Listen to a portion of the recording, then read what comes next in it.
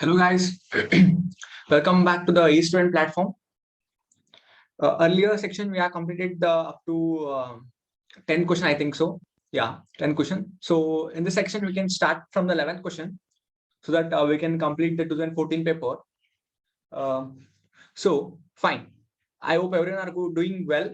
So just revise the things which I have done normally, like go through the papers and all. You'll just be knowing, you can understand the paper. Like, see, you can study the in-depth concept through the paper also. It's not like you can study only through the like normal books, like on normal topics, theory and all. But you can study more in-depth things, and you can learn more things by solving the more questions also. So you can also go through the more videos on solving question papers. Okay, so that it will be very helpful for you because like normally you can't gain knowledge only through by gaining the theories. You should also gain knowledge more through the solving the question papers also, because like you are not knowing how the question comes, but by solving these questions you will be knowing that how the question comes and how to solve this and how to tackle that. Okay, fine. Let me start today's section from 11th question.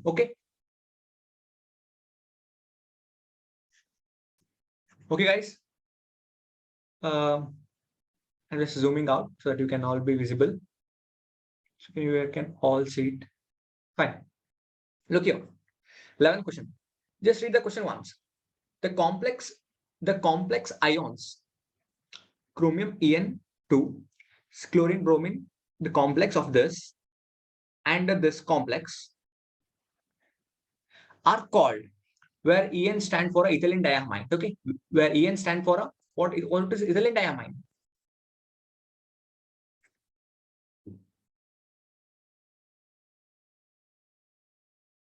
It is ethylene diamine. Okay, it is called as En. Fine. It is called as En, ethylene diamine. Okay, so stand for ethylene diamine. So can you see this complex? Like by observing this complex, what can you see? Like in this, like, do you observe any ligand, like ligand isomer, or like any linkage isomers, or any geometrical isomerism, or ionization isomerism, or optical isomerism? What can you observe? Anything? No. See, to become geometrical or optical isomerism, there is a chances of that both these complexes should have same molecular formula, right? Same molecular formula, same ionization sphere, and same complex. This inner sphere and outer, like same inner complex sphere, and also outer ions should be also same, right? To be sorry, outer ions can be different, but the inner ions of the complex should be same to be geometrical and to be optical, so that we can check they are geometrical isomer or optical isomerism. Okay, so by this thing we can leave these two options, right?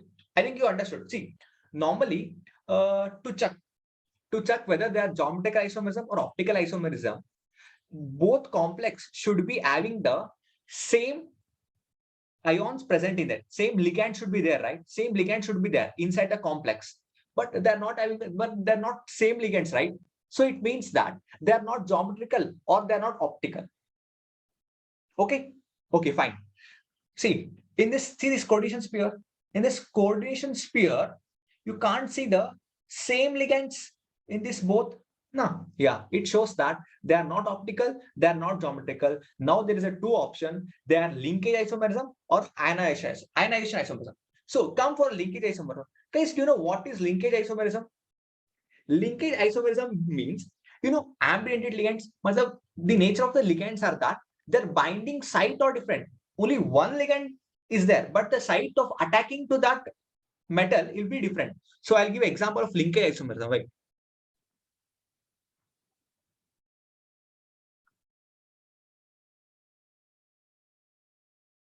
Linkage isomerism, you can take example as a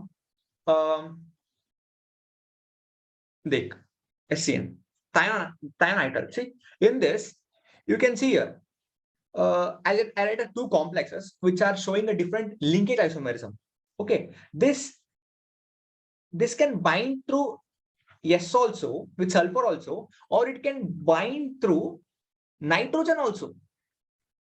See here, I'll write a complex for that example of a complex cobalt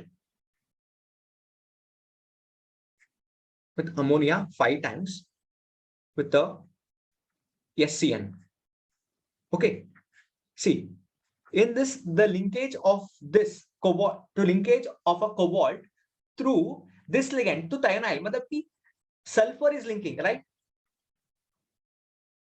Sulfur is linking to the metal. And one more sphere, one more coordination sphere is the same, but the site of linkage to the metal will be different. See this? Yeah, see this. For here, the cobalt is linking with the nitrogen, right? See, cobalt is linking with a nitrogen, right? See, ammonia, ammonia, ammonia, ammonia, ammonia, and ammonia. How many? 3, right? 1, 2, 3, 4. 4, 5 ammonias हो गया. NH3, H3, NH3, and NH3. But here, linking of site is what? Are you getting? The sulfur is linking here. This sulfur is linking with this. Okay, this is sulfur. But come to this. Cobalt is linking with the same ammonia ligand itself.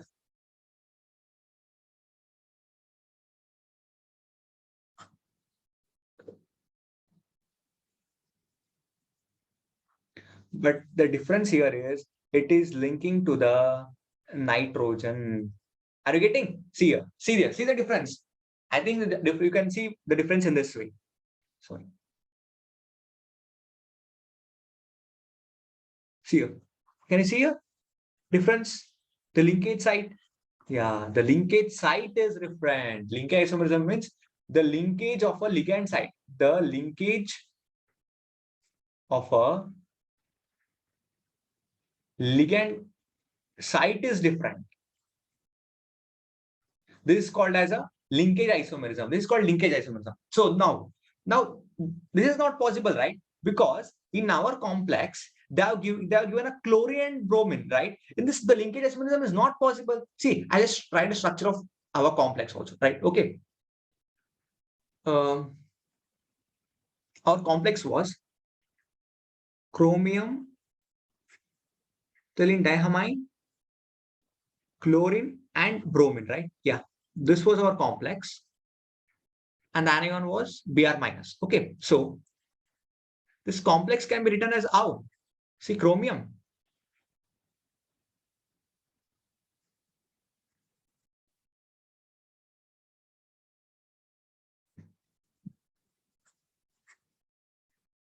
Chlorine and bromine. You can see this. And the one more complex was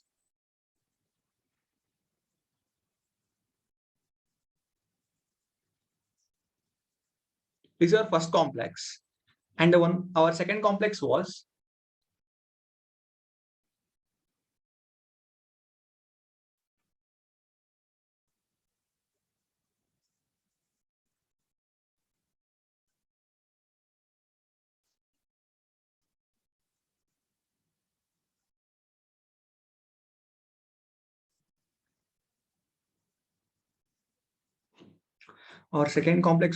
chromium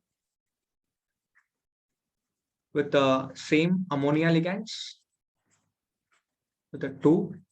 Here it was Br2, yeah. It was Br2. And ionic sphere was Cl. Okay, Cl. So just to the same way itself. NH2, ethylene diamine. I think there was 2 ethylene diamine, right? Yeah, sorry, guys. I think structure is wrong. Okay, sorry. I think I have drawn only the square planar structure. Wait, yeah, sorry for this. Structure should be, it's octahedral structure, right? Yeah, I say galti ho gayi, sorry.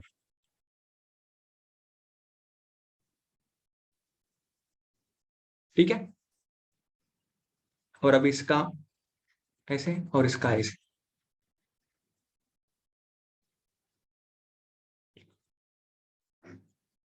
okay for this chlorine and it is a bromine. Okay, this is a one structure with a positive charge and Cl minus is, sorry, Br minus, right? Br minus at the outside. Okay. And the one more structure with chromium and the same structure, right? But there is a difference of ligand attachment. There are different ligands, not the site attaching. Okay. Two bromines, right? Yeah. Two bromines. And the ligand attaching site was plus Cl minus. Okay, guys. I think you can see the difference now. Look here. What the difference you can see here?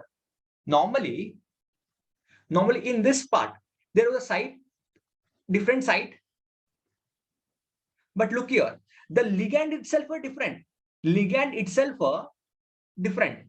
Can you see here the chlorine ligand, here the bromine ligand? It means that the ligand, the ion is different. The same, see, in this, how many ions are there? In a outer ion sphere, like ionic sphere, this is ionic sphere, right? In ionic sphere, bromine is here, but in this ionic sphere, chlorine is there. Okay, it means that they both are a ionic isomerism, that is ionization isomerism, because they are different with the ions present in the different, like in those given complexes, they differs with the ionized ions, differs with the ions, mean that the outer ions and the inner ions are different, right? That's what it is called as a, this both differs with the, these both are a ionisation isomerism. ठीक है, आपको समझ आया होगा. अभी देख, अभी ये दोनों क्या नहीं हो सकता है, ये दोनों लिंकेज आइसोमेरिज्म नहीं हो सकता है, लेकिन ये दोनों आयनाइजेशन आइसोमेरिज्म है. ठीक है, समझ आ रहा है आपको? ये दोनों आयनाइजेशन आइसोमेरिज्म है. ठीक है, बस देखो, बस इतना ही सिंपल टॉपिक है, इतना तो काफी दिक्कत ही नहीं है. मैं आपको एक चीज लिख लेता हूं, आपको कौन सा कितना आइसोमेरिज्म हो सकता है इसमें. ठीक है, कितना आइसोमेरिज्म हो सकता है. पहले हम बात किया थे आयनाइजेशन आइसोमेरिज्म के बारे में. ठीक है, पहले था आयनाइजेशन आइसोमेरिज्म. ठीक है, उसका एग्जांपल था, अभी भी देखा है मैं, हम वही एग्जांपल लिख लेता हूं. ठीक है, वही था example, cobalt ethylene diamine twice, एक Br था और एक Cl था. ठीक है, और आउटर में क्या था? आउटर में Br था. ठीक है, एंड कोबाल्ट इथिलीन डायमाइन दोनों Br था, आउटर में कौन सा था? Cl था. ठीक है, बस देखो ये दोनों एग्जांपल है, एग्जांपल्स आयनाइजेशन आइसोमेरिज्म का. ठीक है, अब हम चलेंगे दूसरा वाला. कौन सा है दूसरा वाला? हम बोलेंगे कि हाइड्रेटेड आइसोमेरिज्म.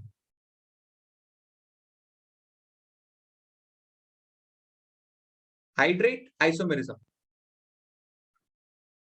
ठीक है भाई, हाइड्रेट आइसोमेरिज्म क्या है? मतलब कि एक कोऑर्डिनेशन और आयनाइजेशन स्फीयर के होता है ना, मतलब कि कोऑर्डिनेशन और आयनाइजेशन स्फीयर में ए पार्ट है ना, ए वाला पार्ट है ना, ए ब्रैकेट वाला पार्ट बोलते हैं ना, ए ब्रैकेट वाला पार्ट, इसको हम बोलते हैं कोऑर्डिनेशन स्फीयर. ए बाहर वाला होता है ना, ए वाला पार्ट, इसको बोलते हैं आयनाइजेशन स्फीयर. ठीक है, वो मतलब कि अंदर वाला कोऑर्डिनेशन स्फीयर एंड बाहर वाला आयनाइजेशन स्फीयर, उसके बीच में वाटर का डिफरेंस आता है. क्या होता है भाई? वाटर का डिफरेंस आता है. देखो मैं लिख लेता हूं इधर, वो वाला क्या है.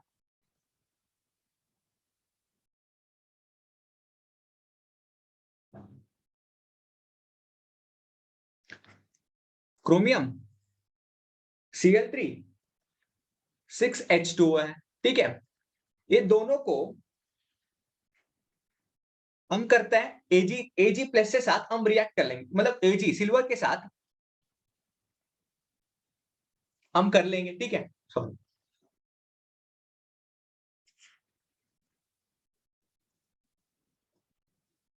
कौन सा मैं आपको एग्जांपल लिख रहा हूं, आपको ज्यादा कंफ्यूज ना हो. ठीक है, बस देखो ये दोनों ना, बस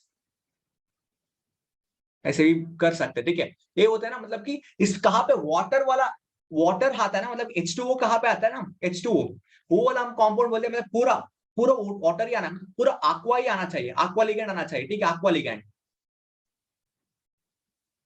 इसको हम क्या बोलते हैं भाई, वाटर को हम aqua ligand बोलते हैं ना, aqua ligand, हम aqua ligand बोलते हैं, पूरा इसको बोलते हैं आइडेड आइसोमेरिज्म होता है। और तीसरा कौन सा है, और तीसरा अभी भी बात किया है, कौन सा था, अभी भी लिंकेज आइसोमेरिज्म है ना,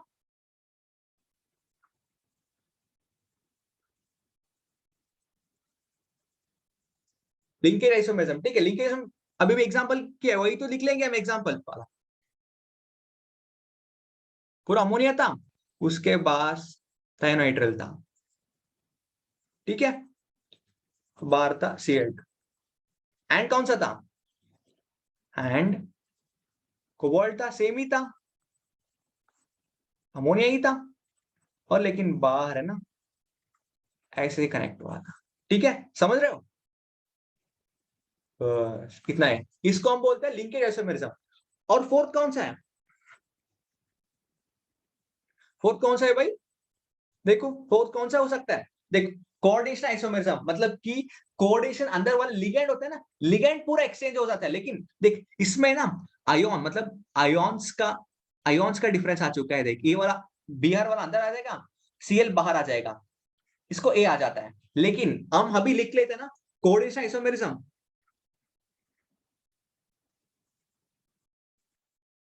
कोऑर्डिनेशन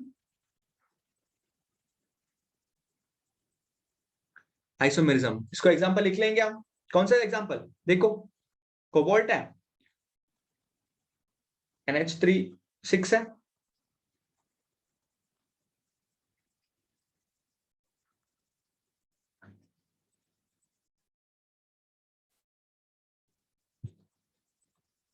ठीक है, ऐसे था, एंड दूसरा कौन सा था, दूसरा दोनों को बीच में लिगेंड पूरा का पूरा एक्सचेंज हो चुका है,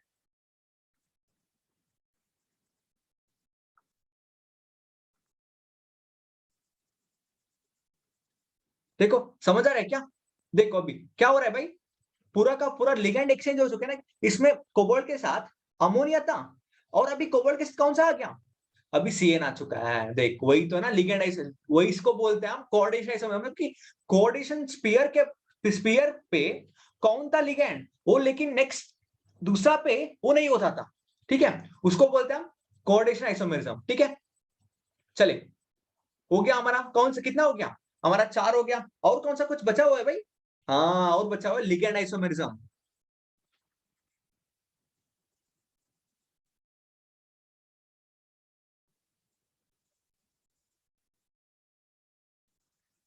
लिगेंड आइसोमेरिज्म कैसे होता है भाई, लिगेंड मतलब कि लिगेंड का होता है ना, मतलब लिगेंड ये वाला लिगेंड का स्ट्रक्चर, मतलब इसमें साइट था, मतलब इसमें साइट आता है, साइट डिफरेंट आता है, लेकिन अभी अभी क्या होता है, अभी लिगेंड का एग्जिस्ट ना, ligand exist in same molecular formula but different structure, but different structure, अब देखो कौन सा है,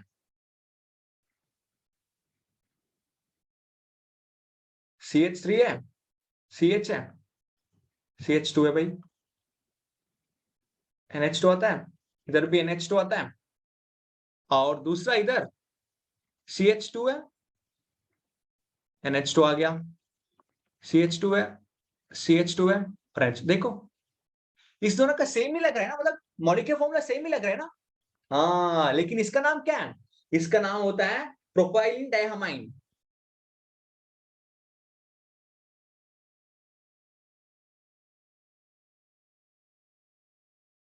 प्रोपाइलिन डायहामाइन, इसको क्या बोलते हैं हम, PN बोलते हैं, ठीक है, क्या बोलते हैं भाई, हम PN बोलते हैं, लेकिन इसको क्या बोलते हैं, tri methyl ethylene diamine, tri methyl है ना, ट्राई मिथाइल 1 2 3,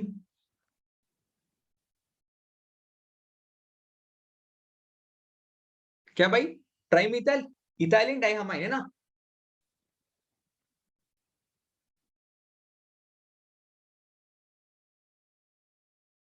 बस इसको क्या बोलते हैं हम, TN बोलते हैं, समझ रहे हो, हाँ इस टाइप को हम बोलते हैं, क्या बोलते हैं, लिगैंड आइसोमेरिज्म, लिगैंड आइसोमेरिज्म किसको बोलता है? ए वाला टाइप को बोलता है, ठीक है, दोनों का डिफरेंस है।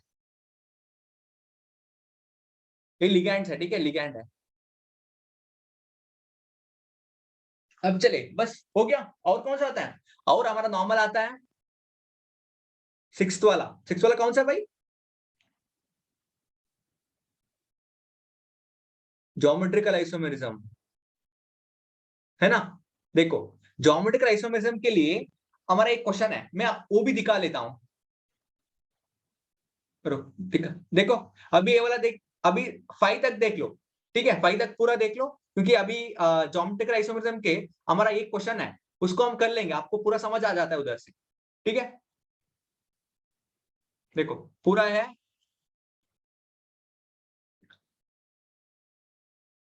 चलो हम चलेंगे। कौन सा क्वेश्चन था भाई वो, कहाँ पे है? हम्म, देखो 14 क्वेश्चन, देखो 14 क्वेश्चन, देखो 14 question. The molecule platinum, NH3, aqua, bromine, chlorine, मतलब किसका कौन सा टाइप होता है भाई? ए मेटल, ABC टाइप होता है, मतलब ABC टाइप होता है मेटल, ठीक है। इसका मतलब कि ये टाइप है, मतलब कौन सा टाइप हमको पता होगा कि कौन सा टाइप आता है। ABCD होता है ना, ये लिगैंड्स है, मतलब कि इसमें कौन सा एम का एम मेटल होता है।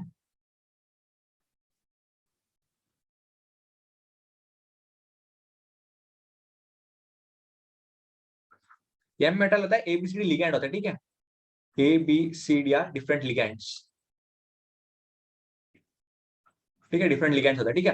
अब देखो, ए मॉलिक्यूल के स्क्वायर प्लेनर कॉम्प्लेक्स, ठीक है, ये मॉलिक्यूल बोल रहा है, मॉलिक्यूल स्क्वायर प्लेनर कॉम्प्लेक्स है, लेकिन how many geometrical isomerism of this molecule can exist? हाँ भाई, इसका ज्योमेट्रिकल आइसोमेरिज्म कितना एग्जिस्ट होता है वो हमको बताना है।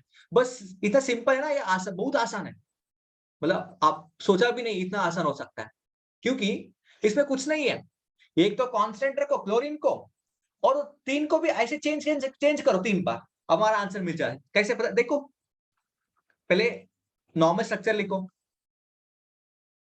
कोई कोई भी तुम्हारा मर्जी है, कैसे भी लिख सकते हैं इसको, पहले वाला, ठीक है, ब्रोमीन था और Cl, ठीक है, ये एक स्ट्रक्चर है, ठीक है, ये एक ज्योमेट्रिकल आइसोमेरिज्म। उसके बाद इसको ऑल्टर करके हम दूसरा टाइप लिख लेंगे। कैसे?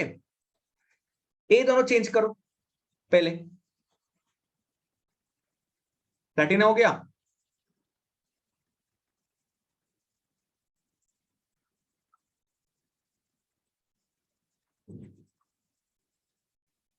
पहले देखो, OH2 को इधर डालो, इसको इधर और इसको इधर, ठीक है, वो साइकिल 3 बार साइकिल आना चाहिए, ऐसे कर दो। अभी इसको OH2 इधर हो गया, अभी इधर ब्रोमीन आ गया, इधर क्लोरीन आ गया, और इधर क्या आ गया? अमोनिया आ गया, है ना? ये सेकेंड वाला हो गया। और दूसरा कौन सा भाई? और दूसरा है, दोबारा साइकिल करो, आने तक, एक हो गया, इधर हो गया, इधर आ गया, अभी इधर NH3 आ गया, इधर Cl ऐसे ही रखो 3Cl को, और इस इधर कौन सा आता है? इधर ब्रोमीन आता है, और इधर आता है NH3 है, सॉरी, इधर आता है OH2, ठीक है, बस हो गया, हो गया भाई। कैसे हो गया? हमको कैसे पता चल गया अभी हो गया नहीं हो गया? हाँ हो गया, देखो अभी इस 3 के अलावा कोई भी स्ट्रक्चर ट्राई करो, वो इस तीनों में एक आता है, तो तीनों में एक ही आता है, ये तीनों में अलग कोई नहीं आता है। अभी अभी देख, ट्राई करो आप कैसे भी ट्राई करो। अब हम पहले क्लोरीन को कांस्टेंट रखा था, ये तीनों ऐसे सर्कल करके, मतलब ऐसे ट्रायंगल सीरीज करके, इसका एक पोर्शन को सेकंड डाला, उसके बाद सेकंड को थर्ड डाला गया, दोबारा इसको भी ट्रायंगल करो, इसको भी ऐसे ट्राई करो, ये नीचे आ जाएगा, ऊपर आ जाएगा। ए वाला स्ट्रक्चर इसको रिजेंबल करता है, मतलब कि इसके आगे वाला स्ट्रक्चर, नेक्स्ट स्ट्रक्चर इसको ही रिजेंबल करता है। और आपको हम क्लोरीन कांस्टेंट नहीं रखता है, हम OH को कांस्टेंट रखता है, ठीक है, उसको भी कांस्टेंट रख लो, वो भी ऐसे करो। लेकिन ये 3 के अलावा कोई भी स्ट्रक्चर आपको नहीं मिलता है, ठीक है, ये 3 के अलावा कोई भी स्ट्रक्चर आपको नहीं मिलता है, इसका मतलब कि हमारा आंसर होगा 3 है। ठीक है, समझ रहे हो? ये होता है ज्योमेट्रिकल आइसोमेरिज्म, मतलब कि इसमें ज्योमेट्री मतलब इसका लिगेंड अटैचिंग मतलब कि वो अपोजिट होगा, सिस होगा और ट्रांस होगा। देखो ये दोनों को है ना, देखो ये दोनों सिस है, ये दोनों को कंपैरेटिवली सिस है, ये दोनों को कंपैरेटिवली अभी देख, अभी ये दोनों सिस है, ठीक है। अभी देख इसको अपोजिट अपोजिट रखा है, ठीक है। मतलब अब मैं ब्रोमीन और क्लोरीन के बेस में बोल रहा हूँ, सिस और ट्रांस है, ठीक है, ट्रांस है, ठीक है। बस तो सिस सिस ट्रांस है। अभी हम इसके बारे में बोलो, अमोनिया एंड aqua दोनों को कंपेयर करके सिस और ट्रांस बोल दो। अमोनिया और वाटर ये दोनों को ट्राई करो, वो दोनों सिस है। इधर देखो अमोनिया और वाटर दोनों में सिस है, इधर देखो अमोनिया वाटर अपोजिट हो गया, मतलब भी और एक ट्रांस आके। बस भाई इतना सिंपल है, आसान है, आपको कुछ दिक्कत ही नहीं होता है। देख एक्चुअली ना हमको पता है नॉर्मली 14 क्वेश्चन के लिए हमारे पास ट्रिक्स होता है। क्या ट्रिक्स है? ज्योमेट्रिक आइसोमेरिज्म के लिए कुछ फॉर्मूला होता है कि एम8 बीसीडी टाइप के लिए कितना आता है, लेकिन वो वाला गलत है मेरे हिसाब से ना। वो ऐसे ही सोचते हैं ना, आपको दिक्कत होता है क्योंकि आप नॉर्मली सोचते तो कम हो जाएगा, ठीक है। इसके लिए आपके लिए फॉर्मूला सूट नहीं होता है, ठीक है। आपको मतलब नंबर्स होता है कि normally A B C D मतलब, लेकिन आपका क्या कर लेता है, देखो अभी अमोनिया और सॉरी ब्रोमीन और क्लोरीन को निकाल के इथिलीन डायमंड देते हैं, मतलब इसके लिए दूसरा अलग होता है ना फॉर्मूला। इतना फॉर्मूला कौन रटता है भाई? तो रटना तो आसान नहीं क्या? नहीं भाई बहुत दिक्कत है, इसलिए तो हम उसको रटना नहीं है, ठीक है। हम इसको आसान तरीका से समझ लेंगे, उसके बाद हम कर लेंगे, ठीक है। चलो हम कौन सा, हमारा 11th हो गया था। 11th का आंसर क्या आया था भाई? 11th का आंसर आया था आयनाइजेशन आइसोमेरिज्म है ना। हाँ 11th का आयनाइजेशन आइसोमेरिज्म आ गया, 14 का 3 आ गया। अब चले 12th के ऊपर। हाँ ये नॉमेनक्लेचर का पार्ट है, कोऑर्डिनेशन कोऑर्डिनेशन नॉमेनक्लेचर का पार्ट है, ठीक है।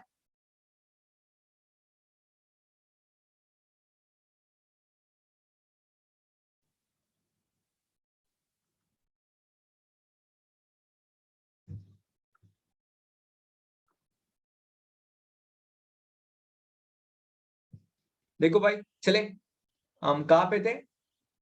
नॉमेनक्लेचर के पार्ट है ना। हाँ कर लेंगे नॉमेनक्लेचर पार्ट को भी, बस ये भी सिंपल नॉमेनक्लेचर पार्ट है।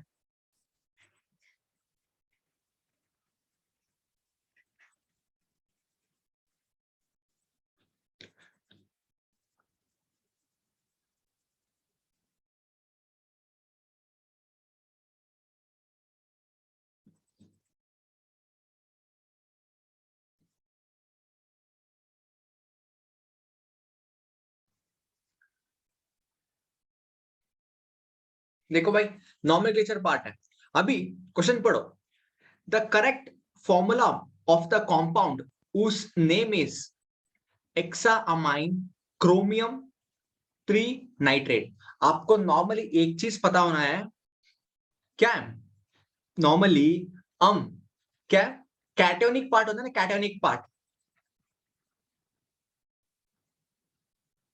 वो पहले लिखता है फर्स्ट, मतलब कि लेफ्ट साइड में पहले लिखता है, उसके बाद एनायनिक पार्ट लिखता है, ठीक है। राइट। अभी पहले एक चीज देख लो, हमारा ए पार्ट है ना, ये कौन सा पार्ट है?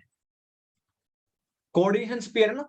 ये नॉर्मली हमारा कोऑर्डिनेशन स्फीयर कौन सा पार्ट है? एक कैटोनिक पार्ट है। कैसे पता चल गया भाई हमको? हमको कैसे पता चल गया मतलब कि हमारा क्रोमियम है +3 में है, नाइट्रेट हमको पता है। नाइट्रेट क्या होता है भाई? NO3 माइनस, NO3 माइनस क्या है भाई? NO3 माइनस एनियोनिक पार्ट है, नेगेटिव चार्ज है, एनियोनिक पार्ट है, ठीक है। नाइट्रेट होता है NO3 माइनस। अब क्रोमियम है +3 ऑक्सीजन स्टेट में, क्रोमियम है +3 ऑक्सीजन स्टेट में। हमारा क्रोमियम तो ये कैटोनिक पार्ट है, ये +3 ऑक्सीजन स्टेट पे है ना। हमको ये पता है कि एक्सामाइन, एक्सामाइन मतलब क्या है? एक्सामाइन मतलब कि एक्सामिन 6, एक्सा है 6, अमाइन मतलब हमको अभी पढ़ के है ना NH3 है, ये अमाइन है, ठीक है। अमाइन कितना है? 6 है, मतलब कि एक्सा हमाइन है, समझ रहे? मतलब कि एक्सा हमाइन है, NH3 6 है, ठीक है। इसका मतलब कि अमोनिया तो अमाइन है, अमाइन है NH3, ये नॉर्मली न्यूट्रल लिगैंड है, मतलब कि न्यूट्रल है, ठीक है, न्यूट्रल लिगैंड मतलब कि इसके पास कोई चार्ज नहीं है, ठीक है, ये न्यूट्रल लिगैंड है, मतलब कि इसके पास कोई तो वरना एक प्लस और माइनस और मतलब इसका न्यूट्रल मतलब कि जीरो ही है ना, हम जीरो मान देंगे, इसका इसका न्यूट्रल लिगैंड है, ए है और वाटर है, दो ना, वाटर और अमोनिया दोनों है, न्यूट्रल लिगैंड है, ठीक है। देखो अभी न्यूट्रल लिगैंड मतलब कि अभी क्रोमियम के पास +3 ऑक्सीजन स्टेट ही रहेगा, ठीक है, मतलब कि क्रोमियम के पास +3 ऑक्सीजन स्टेट ही रहेगा। अभी +3 ऑक्सीजन स्टेट को न्यूट्रलाइज करने के लिए कितना माइनस चार्ज चाहिए, कितना माइनस चार्ज चाहिए भाई, वी नीड 3 माइनस, मतलब कि 3 minus charge to neutralize a +3 charge, right? So it get a neutralized, right? Hence we get a neutralized. So how many nitrate you want? You have for one nitrate you have one negative charge. Then for a 3 nitrates you get a 3 negative charge. It means that you can see here. अब देखो हमने क्या बोला था, NO3 है, nitrate है, उसके लिए कितना न्यूट्रलाइज करना है, 3 है ना। अब देखो ये ऑप्शन कहाँ पे है, अब देखो एनायनिक पार्ट नहीं कहाँ पे है, इधर भी है, इधर भी है, हाँ ये दोनों में नहीं है, ये एनायनिक पार्ट पे, मतलब मैंने बोला था एनायनिक पार्ट कहाँ पे लिखना भाई, एनायनिक पार्ट देखो, एनायनिक पार्ट कहाँ पे लिखना है, एनायनिक पार्ट सेकंड पोजीशन, मतलब कि राइट साइड पे लिखना है, ए तो ना राइट साइड, ए वाला राइट साइड में क्या है, NO2 है, हमारा NO2 नाइट्रोजन डाइऑक्साइड है, लेकिन हमारा नाइट्रोजन डाइऑक्साइड नहीं दिया है, हमको दिया है नाइट्रेट NO3 माइनस, ठीक है।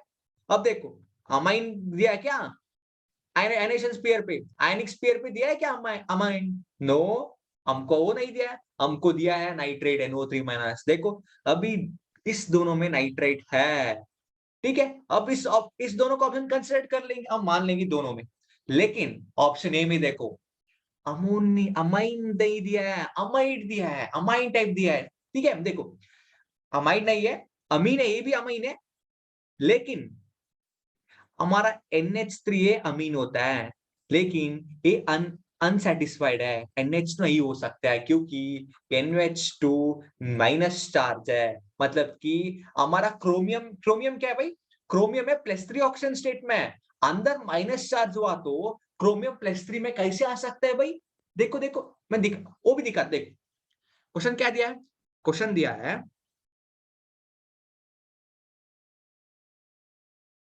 क्रोमियम 3 दिया है ना, क्रोम एक्सा,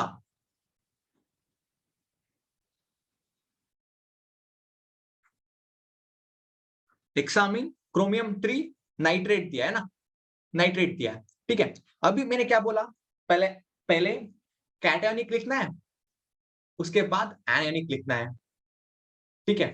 अब नाइट्रेट क्या होता है भाई, नाइट्रेट होता है NO3 है, ठीक है, नाइट्रेट का चार्ज कितना है, माइनस चार्ज है, इधर अमीन है, इधर +3 है, क्रोमियम के पास +3 स्टेट है, ठीक है, नाइट्रेट के पास -3 है, तो ये भी -3 होना चाहिए ना, इसको 3 लगाया तो क्या है, -3 आ जाएगा, इसका +3 है, ये दो न्यूट्रलाइज आ जाएगा, ठीक है, ये हमको पता है, ये नॉर्मली यही होना चाहिए, लेकिन हमारा ऑप्शन ए में क्या हो गया है, हमारा ऑप्शन ए में NH2 माइनस दिया है, इसका मतलब कि NH2 माइनस, कितने NH2 माइनस है, 6 NH2 माइनस है, मतलब कि 6 नेगेटिव चार्ज है, प्लस क्रोमियम का नहीं पता कितना है, ठीक है, क्रोमियम का कितना है, एक्चुअली क्रोमियम का कितना दिया है लेकिन तो वो नहीं पता, +3 दिया है ना, ये तो गलत होता है ना भाई, -6 है, +3 है, ये क्या बात है, -3 कहाँ पे है, -3 क्यों आना है, इसमें नाइट्रेट का भी -3 है ना, इसका भी -3 आ गया तो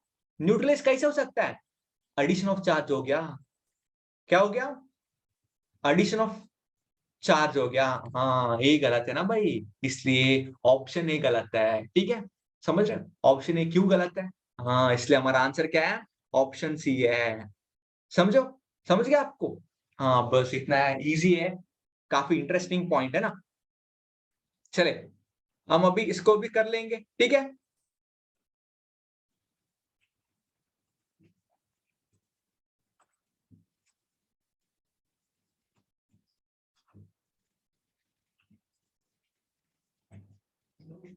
चले भाई, हमारा ए वाला काम हो गया, हम चलेंगे किसके ऊपर, हम चलेंगे 13 क्वेश्चन पे ऊपर, ठीक है। हमारा ये आंसर क्या था? सी है आंसर ऑप्शन, ठीक है, ठीक है।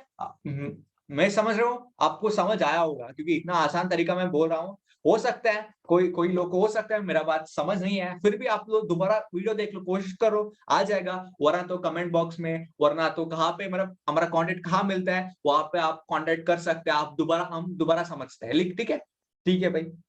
चलो अब देखो 17 क्वेश्चन पे ऊपर चलना है, 13 के ऊपर। Expected spin only magnetic moment for a FECN 6 times, FECN 6 है और FE6 है, FE6 है। हाँ देखो देखो भाई, देखो इसमें क्या है, इसमें पूछ रहा है म्यू पूछ रहा है किसके लिए? स्पिन ओनली के लिए। क्या भाई फॉर्मूला? स्पिन ओनली के लिए क्या भाई formula? Mu spin only, mu s is equal to क्या भाई फॉर्मूला? नॉर्मली इसके लिए हमारा फॉर्मूला होता है 2 into S of S plus 1, ठीक है, समझ रहे हो? हाँ यही होता है हमारा फॉर्मूला, ठीक है।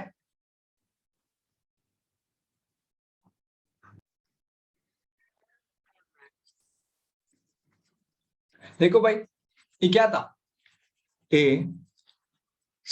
स्पिन ओनली मैग्नेटिक मोमेंट का फॉर्मूला है, ठीक है। अभी इसमें कितना कितना 100 इलेक्ट्रॉन्स है वो हमको देखना है, ठीक है।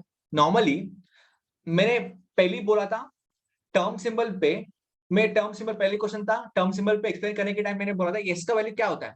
एस का वैल्यू होता है number of unpaired electrons into S होता है spin in number of unpaired electrons into half है, ठीक है। अब इसमें देखो, अब वो भी यही पे यूज होता है। कैसे यूज होता है भाई? अभी नॉर्मली मैं इसको दूसरा जब दिखाता हूँ, ठीक है। पहले कौन सा क्वेश्चन था वो? पहले था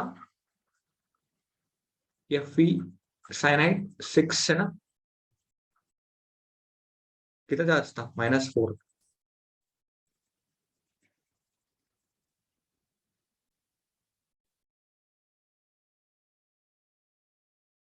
चल हो गया। और दूसरा कौन सा था?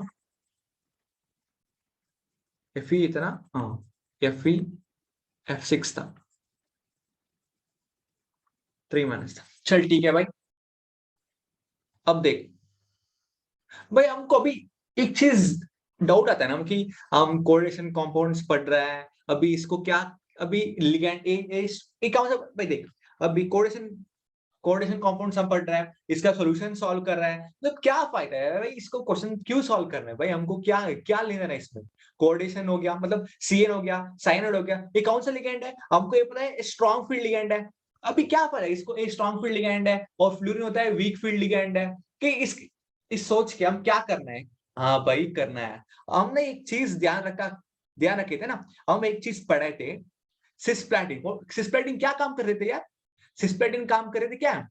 वो काम करते थे, कैसे काम कर रहे थे? वो एंटी कैंसर ड्रग जिसे काम करते थे ना, एंटी कैंसर ड्रग के लिए बहुत बढ़िया है, ठीक है। वो पहला कंपाउंड था, मतलब एंटी कैंसर के लिए बढ़िया यूज किया था सिस्प्लैटिन, ठीक है।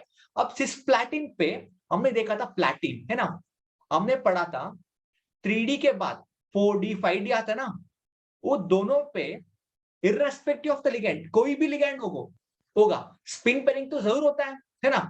स्पिन पेयरिंग तो जरूर होता है, मतलब कि इसका प्रॉपर्टी, मतलब उसका प्रॉपर्टी कैसे हो रहा है, इसका प्रॉपर्टी कैसे करे, मतलब कि हमारे लिए मतलब कैंसर है भाई, ये तो नॉर्मल डिजीज है, ये कैंसर है ना।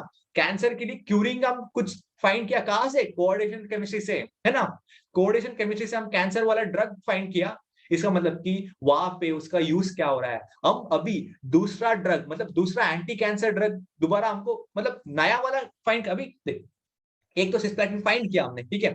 सिस्प्लैटिन का कैसे फाइंड किया वो तो ठीक है, हम तो फाइंड कर दिया, अभी इसका बात नहीं है। उसका इफेक्टिव हो सकता है कि वो, मतलब सिस्प्लैटिन मतलब कैंसर से बहुत से ऐसे, मतलब 8 9 10 स्टेज होता है, उसमें सिस्प्लैटिन का काम तो 6 स्टेज तक होगा, 6 स्टेजेस तक होगा।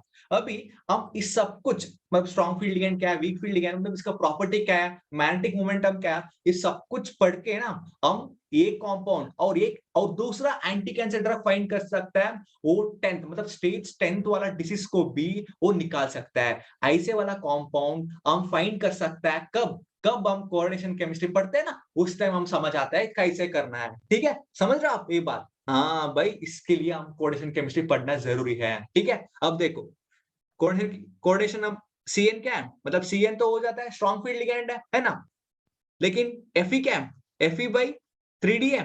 3D में तो कुछ फायदा नहीं है ना, कुछ तो फायदा नहीं है, क्योंकि वो तो नॉर्मल न्यूट्रल होता है, सब कुछ लिगेंड के ऊपर डिपेंड होता है, स्पिन पेयरिंग करना है नहीं करना है लिगेंड के ऊपर डिपेंड होता है ना। अब देखो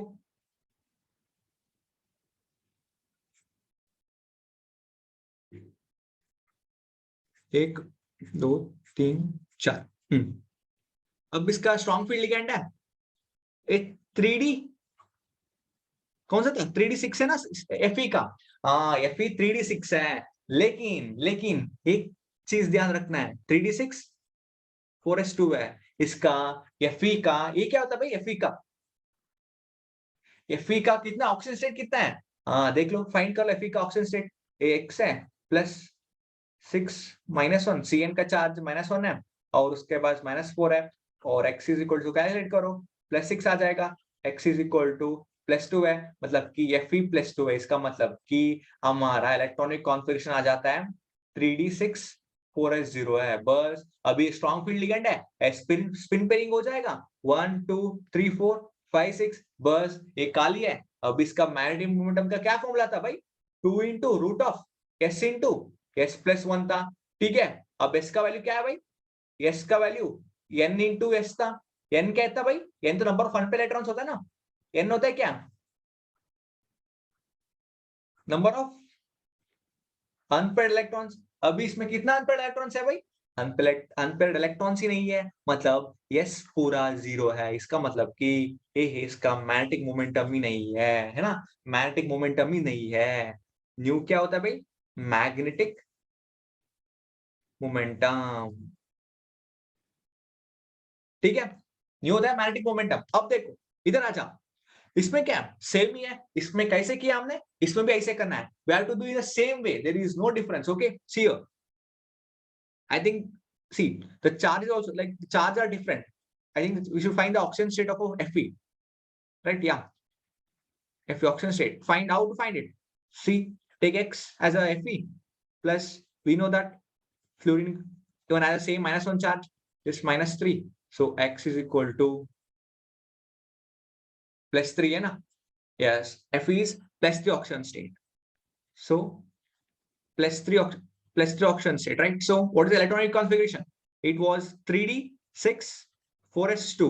Now it has become 3D5. Okay, 3D5. Now go with orbital filling. It is a weak field ligand, right? Yeah, F is a weak field ligand. So spin pairing does not take place. Just fill it as it is. 1, 2, 3, 4, 5. Yes. See guys, कितना हो गया? कितना unpaired electrons है? अभी हमारे पास कितना unpaired electrons है? हाँ 5 अनपेयर्ड इलेक्ट्रॉन्स है। अभी देखो, अभी इसका वैल्यू कितना है, number of unpaired electrons into spin, spin तो ऑफ तो कंपलसरी होता है, 5 इंटू ऑफ हो गया, सो 5/2 हो गया भाई, 5/2 हो गया इसका वैल्यू। अब देखो, अब फाइंड करो, क्या फाइंड करना है, न्यू इज इक्वल टू है ना 2 इंटू 5/2, 5/2 + 1, 5/2 + 1 कितना भाई, फाइंड करो, 5/2 + 1 क्या है, 5 + 2/2 कितना है, 7/2 है, 2 इंटू 5/2 इंटू 7/2 कितना है, अब इसको कैलकुलेट करो, हमारे लिए मिलता है 5.92 बोर मैग्नेटॉन, ठीक है, 5.92 बोर मैग्नेटॉन,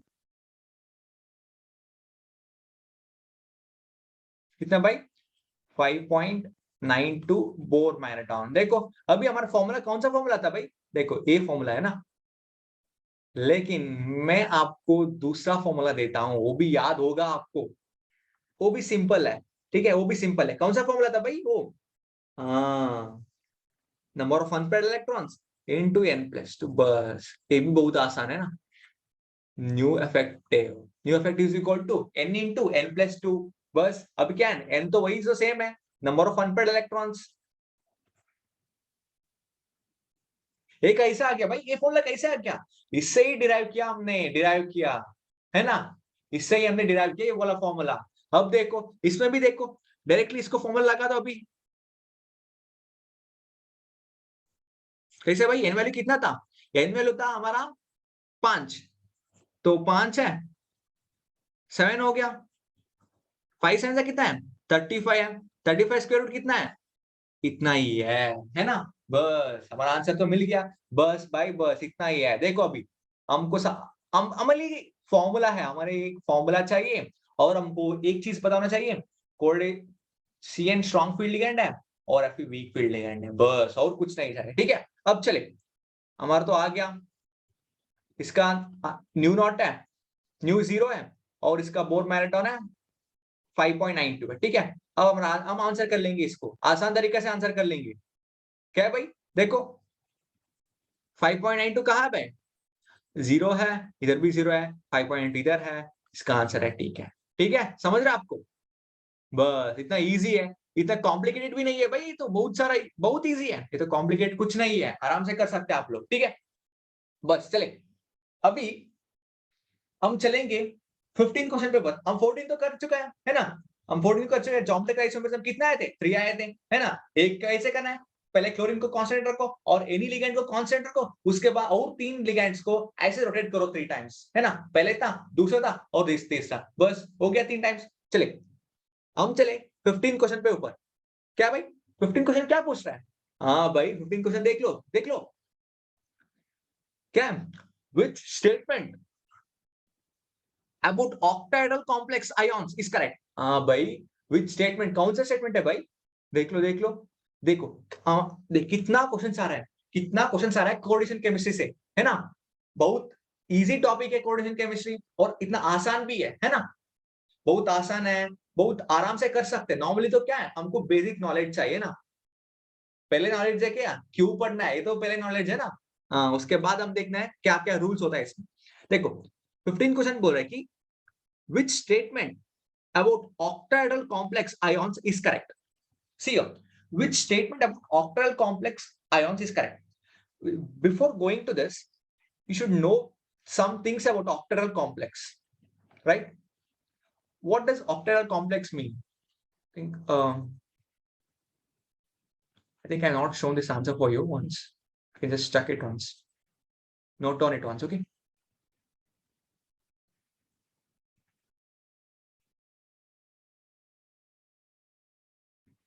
तो देखो ऑक्टाहेड्रल कॉम्प्लेक्स है ना, ऑक्टाहेड्रल कॉम्प्लेक्स में कितना मतलब ऑक्टाहेड्रल कॉम्प्लेक्स कैसे फॉर्म होता है भाई, हमारा 5 ऑर्बिटल्स है ना, 5 ऑर्बिटल डी ऑर्बिटल, वो 5 ऑर्बिटल्स का खेल है ऑक्टाहेड्रल पे, है ना। देखो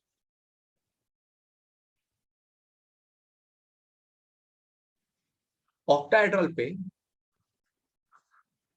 ये 5 ऑर्बिटल का खेल है, क्योंकि वहां पे आता है लिगेंड्स का खेल। कहां पे, पहले तो हमारा मेटल था, ठीक है, हमारा मेटल नॉर्मली था, हमारा मेटल के पास क्या था भाई, नॉर्मली हमारा मेटल के पास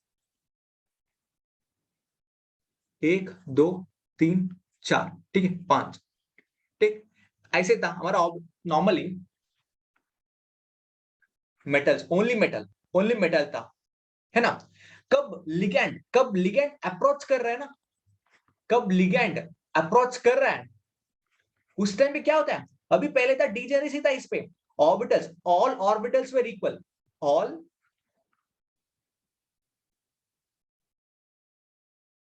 ऑर्बिटल्स वेर इक्वल, कब, लिगेंड्स आने के पहले, कब, before the ligand approach, all orbitals, this all orbitals were equal. Tell me कौन सा ऑर्बिटल था, dx square minus Y square, dz square, dxy, dxz, dyz, ठीक है। ये 5 ऑर्बिटल ना, ये 5 orbital were equal before ligands approach, before all orbitals are equal before ligand approach, ठीक है। लिगेंड अप्रोच आ रहा है मतलब कि अभी लिगेंड आना ही आया है, अभी आने के टाइम है, मतलब कि अभी नजदीक पे आ चुका है, नजदीक पे आ गया, मतलब कि ए है स्प्लिट हो जाता है, these 5 ऑर्बिटल्स का डीजेनेरेसी ब्रेक डाउन हो रहा है, मतलब कि लिगेंड के वजह से ये 5 ऑर्बिटल का डीजेनेरेसी ब्रेक हो रहा है। ये डीजेनरेट था, डीजेनरेट मतलब क्या है, are equal, same energy, all 5 orbitals are same energy, ठीक है, सेम एनर्जी था। अभी लिगैंड के वजह से ये 5 ऑर्बिटल्स अलग-अलग होके दो स्टेबिलिटी जैसे फॉर्म कर रहा है। एक तो ऊपर हो जाता है, एक तो हाईली अनस्टेबल होता है और एक तो हाईली स्टेबल होता है। मतलब कि ए वाला पार्ट को हम बोलते हैं T2G ऑर्बिटल, इसको बोलते हैं EG ऑर्बिटल। मतलब कि सेम था पहले, ऑर्बिटल्स अप्रोच होने के लिगेंड्स अप्रोच होने के बाद ये डिफरेंस आ गया। मतलब कि इसमें क्या-क्या आता है भाई? इसमें आता है DXY, DXZ और DYZ आता है। और इसमें क्या आता है? इसमें DX2 Y2 और DZ2। आपको एक डाउट आना चाहिए ना, मतलब कि ये DX2 Y2 और DZ2 ये इसका एनर्जी क्यों ज्यादा हो गया भाई? एक्चुअली एनर्जी का ठीक है ना, ये एनर्जी है। मतलब कि ये डिस्टेबलाइज हो गया, ये दोनों है ना, ये दोनों ऑर्बिटल डिस्टेबलाइज हो गया, destabilized means more energy, it has more energy, less stable। Okay, ये स्टेबल हो गया, लेस एनर्जी, मोर स्टेबल। ठीक है, ये कितना स्टेबल हो गया? ये कितना स्टेबल हो गया भाई? ये स्टेबल हो गया -0.4 डेल्टा नॉट। ये कितना अनस्टेबल हो गया? ये अनस्टेबल हो गया +0.6 डेल्टा नॉट। हाँ, इतना एनर्जी डिफरेंस आ गया। ठीक है, ये इतना अनस्टेबल हो गया, ये इतना स्टेबल हो गया। ये तो पॉइंट्स पे लिखा है। ठीक है, ये पॉइंट्स में लिखा है। ठीक है, देखो, और ये हो चुका है 6 DQ भी बोल सकते हैं हम। ठीक है, और 4 DQ। ठीक है, हाँ, इतना अनस्टेबल हो गया। ठीक है, अभी हम आपको एक चीज मैं पूछ रहा था, ये वाला डिफरेंस क्यों आया? मतलब कि DX2 Y2 ऊपर क्यों हो गया? मतलब इसका डिस्टेबलाइजेशन क्यों हो गया, लेकिन DXY का स्टेबलाइजेशन क्यों हो गया भाई? क्योंकि लिगेंड्स अप्रोच का तरीका होता है ना, ये अलग था। लिगेंड्स का अप्रोच होने का तरीका बहुत अलग था। कैसे अलग है भाई? हमको पता है DX2 माइनस Y2 का स्ट्रक्चर क्या था भाई? इसका डबल डंबल शेप कैसे था? डबल डंबल शेप, हाँ, डबल डंबल शेप ऐसे था ना। और DZ2 का कैसे था? हाँ, ऐसे था DZ स्क्वायर का। हाँ, इस टाइम पे लिगेंड्स आ रहा है ना, लिगेंड्स अप्रोच आ रहा है ना, ये ज्यादा मतलब ऊपर से आ रहा है। मतलब कि इस बीच में नहीं आ रहा है, ऊपर से आ रहा है। मतलब कि लिगेंड्स अप्रोच होने का चांसेस था DX2 माइनस Y2 पोजिशन पे था। मतलब कि ए वाला पोजिशन पे था। कौन सा वाला पोजिशन था? ए वाला पोजीशन में ज्यादा है, ए वाला पोजीशन में ज्यादा नहीं है। समझ रहे हो? इसके लिए लिगेंड्स मैं क्या बोल रहे थे? मैं बोल रहा था लिगेंड्स कब अप्रोच होता है ना, उस टाइम पे डिजेनेरेसी ब्रेक हो रहा है। मतलब कि लिगेंड्स कहां पे आ रहा है ज्यादा? लिगेंड्स का approaching ability DX2 minus Y2 orbital के पास ज्यादा आ रहा है, इसलिए उसका डिजेनेरेसी ज्यादा ब्रेक हो रहा है। इसके लिए इसका डिस्टेबलाइजेशन ज्यादा हो रहा है, मतलब इसका मोर एनर्जी हो रहा है। और दूसरा 3 ऑर्बिटल्स का एनर्जी कम हो रहा है। समझ रहे हो? ये बात ध्यान रखना है। हमारा ऑप्शंस है इसके बेस है। ठीक है, देखो,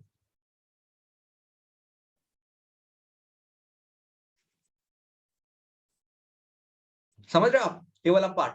हाँ, देखो, अभी ऑप्शन पे, ऑप्शन के पास आ जाना। देखो भाई, क्या था पहले? हम नीचे से चलेंगे हम। ठीक है, ऑप्शन डी देखो, द T2G ऑर्बिटल्स आर डिस्टेबलाइज्ड। मैं क्या बोला? T2G ऑर्बिटल डिस्टेबलाइज है क्या? नहीं, ये गलत है। मैंने बोला T2G ऑर्बिटल स्टेबलाइज हो चुका है, नीचे आ चुका है ना, स्टेबिलाईज्ड है ना। T2G ऑर्बिटल स्टेबिलाईज हो चुका है। ठीक है, स्टेबिलाईज हो चुका है। अब देखो, और ये भी गलत है।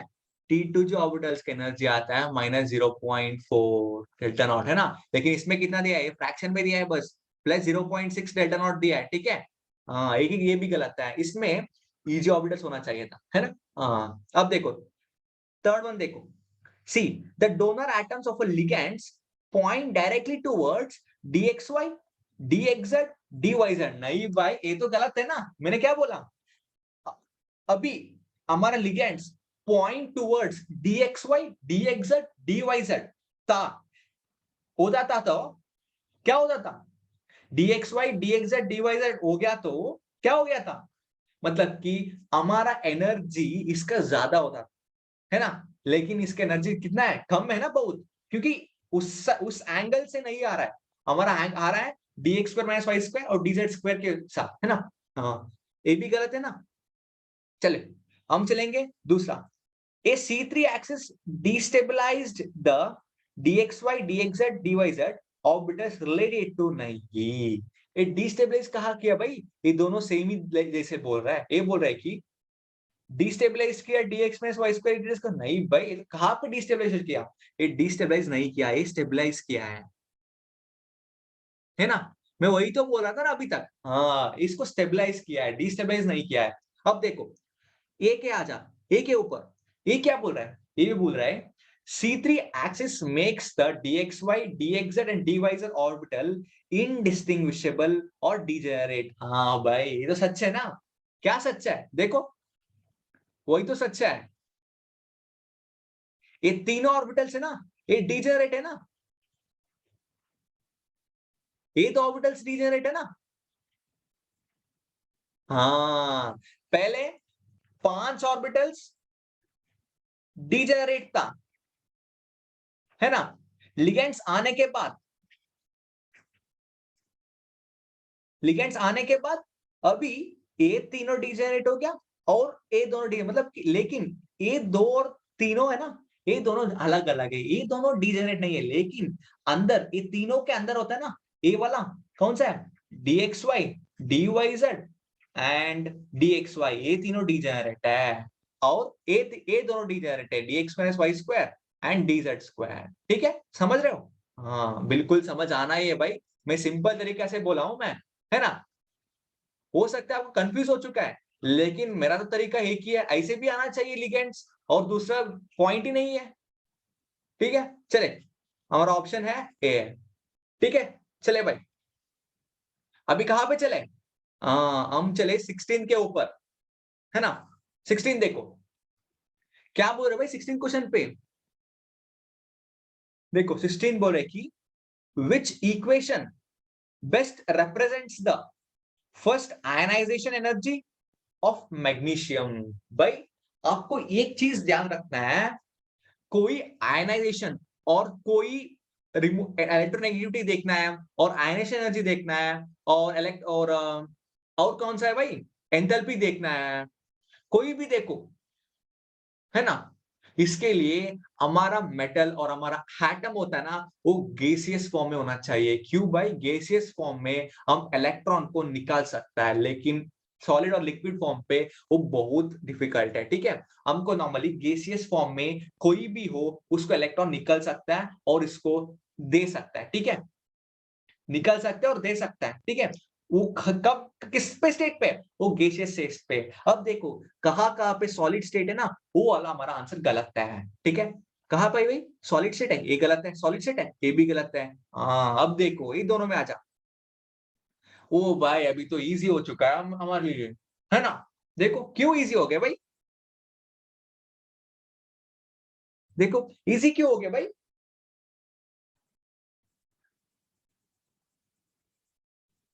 हाँ इजी क्यों हो गया, मतलब कि देखो मैग्नीशियम, अब कुछ गलत दिया है उन लोगों, ए टू प्लस कर लो, है ना, ए प्लस कर लो बस, ये 1 इलेक्ट्रॉन है, ये 2 प्लस है। हाँ, देख एक्चुअली देख नॉर्मली मैग्नीशियम का पहला मतलब फर्स्ट आयनाइजेशन एंथैल्पी, मतलब कि मैग्नीशियम गैसियस स्टेट पे होना चाहिए, और उसके बाद मैग्नीशियम का आयन्स है ना, वो एक इलेक्ट्रॉन निकलना है ना, एक इलेक्ट्रॉन निकलना तो पहले वाला आयनेशन एनर्जी, पहले वाला आयनेशन एनर्जी है, और दूसरा निकला तो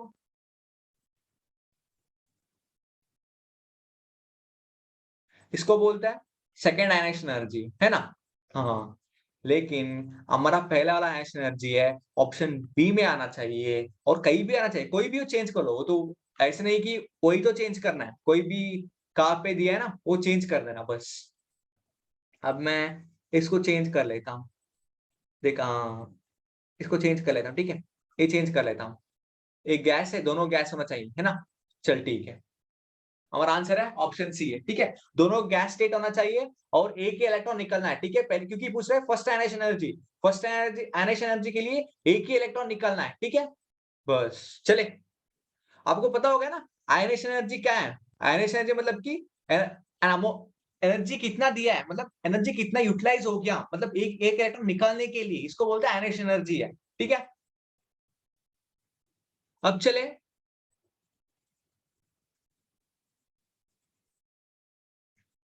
17 के ऊपर। चलो 17 क्या पूछ रहे हैं भाई, पढ़ो एक बार क्वेश्चन पढ़ो। देख एक एक क्वेश्चन पे ना बहुत सारा पॉइंट्स आ जाते हैं हमको। देख अभी इस क्वेश्चन पे हमको मेल्टिंग पॉइंट क्या है, हमको कोलेंट कैरेक्टर क्या होता है, एनिक्लिडिस क्या होता है, फर्स्ट आयनेशन पोटेंशियल, मतलब कि सबका कितना है क्या होना है, ये हमको जरूरी है, क्योंकि ये इतना आसान तरीका नहीं है, मतलब कि पूरा चार को मतलब नॉर्मली एक क्वेश्चन में उन लोग ऑप्शन डी का देखो, फर्स्ट आयनेशन पोटेंशियल, मतलब कि फर्स्ट हमको पता है ऑर्डर पता है हमको, down the group ionisation potential decreases, है ना। हाँ ऑक्सीजन का ज्यादा आयनेशन पोटेंशियल क्या है, उसके बाद सल्फर है, ये पता है हमको। लेकिन डायरेक्टली नहीं पूछे उन्होंने, उन्होंने चारों डिफरेंस, चारों का ट्रेंड लगा के ये क्वेश्चन बनाया है, चारों का ट्रेंड बना के ये क्वेश्चन बनाया है, ठीक है। बस ये तो इजी है, क्योंकि इनऑर्गेनिक पार्ट पे पी ब्लॉक का ज्यादा रोल होता है। पी ब्लॉक क्या होता है भाई, ज्यादा रोल होता है इनऑर्गेनिक पे। ऐसे नहीं कि कोऑर्डिनेशन कोऑर्डिनेशन तो बहुत बढ़िया है, ऑर्गेनोडेलिक भी बहुत बढ़िया है, लेकिन ट्रिकी क्वेश्चंस में बोला मैं, टिपिकल क्वेश्चन पूछ सकता है पी ब्लॉक से, ठीक है, क्योंकि उसमें रिएक्शंस होना चाहिए, ट्रेंड्स याद करना होता है ना। हाँ ठीक है चले। Which pair of a species describe the correct increasing order, increasing order होना चाहिए ना, एक गलत है, ठीक है। इंक्रीजिंग ऑर्डर मतलब कि पहले सल्फर कम है उसके बाद ऑक्सीजन, मतलब ये इंक्रीजिंग ऑर्डर है ना। क्यों भाई, मतलब आयनेशन पोटेंशियल सल्फर का कम है ऑक्सीजन का ज्यादा क्यों है भाई, क्योंकि वहां पे as size increases, as size increases ionization potential decreases, है ना। साइज बड़ा हो रहा है मतलब कि हम इजीली इलेक्ट्रॉन को छीन सकता है, निकाल सकता है ना।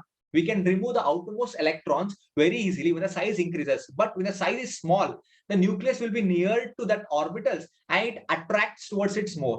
Okay, so this is wrong option. Let us go with the ionic radius.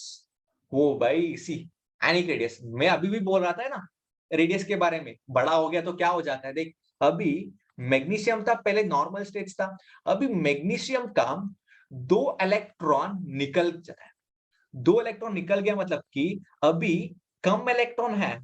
देख पहले था नॉर्मल, देख मैग्नीशियम का कितने इलेक्ट्रॉन, स्कैंडियम मैग्नीशियम कितने इलेक्ट्रॉन है भाई, देखो मैग्नीशियम का कितने इलेक्ट्रॉन्स है,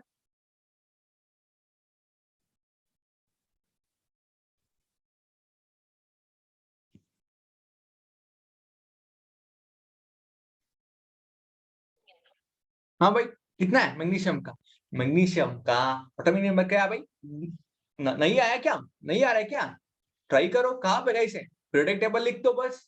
हमको नॉर्मली पीरियोडिक टेबल लिखना है तो बहुत जरूरी है ना भाई। हीलियम, लिथियम था, बेरिलियम था, boron, carbon, nitrogen, oxygen, fluorine, neon था, ठीक है। हीलियम, उसके बाद सोडियम था, उसके बाद मैग्नीशियम है। हमारा अभी कितना हो गया, 6 7 8 9 10 है, 11 12 है, ठीक है। 12 हमारा मैग्नीशियम है, ठीक है। देख लो मैग्नीशियम के पास पहले 12 इलेक्ट्रॉन्स था, वहां पे एक साइज था, मतलब मिनिमम साइज था। अभी 2 इलेक्ट्रॉन्स निकल गया मतलब कि 10 इलेक्ट्रॉन हो गया, मतलब कि Z का न्यूक्लियर इफेक्टिव चार्ज इंक्रीज हो गया। न्यूक्लियर इफेक्टिव चार्ज मतलब कि न्यूक्लियस का चार्ज, न्यूक्लियस का कैपेबिलिटी ज्यादा हो नहीं हो गया, न्यूक्लियस का कैपेबिलिटी ज्यादा नहीं हो गया, लेकिन इलेक्ट्रॉन्स कम हो गया, इसके वजह से जेड इफेक्ट ज्यादा काम करते जैसे लगता है, लेकिन वो ऐसे ही काम करता है, लेकिन अट्रैक्शन पावर, इलेक्ट्रोस्टैटिक पावर ज्यादा हो गया। इसके वजह से Mg2+ का साइज डिक्रीज होता है। साइज क्या होता है भाई, डिक्रीज हो रहा है, इसका मतलब भी एक ही गलत है। कब ठीक हो सकता था, कब Mg2+ के बाद Mg दिया था, increasing order, size increasing order, ठीक है, समझ रहे हो। हाँ गलत है, ये भी गलत है। अब चले मेल्टिंग पॉइंट, भाई हमको पता है मेल्टिंग पॉइंट क्या होना चाहिए, ये हमको पता है। मेल्टिंग पॉइंट कैसे निकालते हैं भाई? Melting point depends on the size, मतलब कि साइज ज्यादा हो जाते हैं ना, as size increases van der वाल forces also increases. Van der Waals force also क्या होता है? इंक्रीज होता है। इसके वजह से as size increases van der Waals force also increases, then melting point also increases. लेकिन लेकिन उन्होंने क्या दिया है? आयोडीन का साइज ज्यादा है, उसके बाद Br2 का है, लेकिन उन्होंने क्या किया है? उन्होंने किया है उल्टा कर दिया है, अगल बगल किया है। मतलब कि ब्रोमीन इधर दिया होना चाहिए था, लेकिन उन्होंने इधर दिया है। इसका मतलब कि ये भी गलत है। आयोडीन का साइज ज्यादा है, उसका मेल्टिंग पॉइंट ज्यादा है, ब्रोमीन का मेल्टिंग पॉइंट कम है, लेकिन हमारे लिए इंक्रीजिंग ऑर्डर पूछ रहा है। मतलब कि पहले कम होना चाहिए, उसके बाद ज्यादा होने वाला चाहिए, लेकिन हमारे पास उल्टा रिवर्स दिया है। इसका मतलब कि ये भी गलत है। ठीक है, अब देखो भाई, अब देखो, अब कोवेलेंट कैरेक्टर क्या बात है। हाँ, लेकिन ये ठीक है कैसे भाई?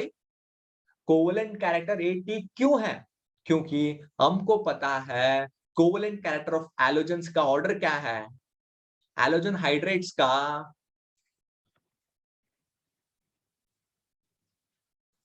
कोवेलेंट ऑर्डर क्या भाई?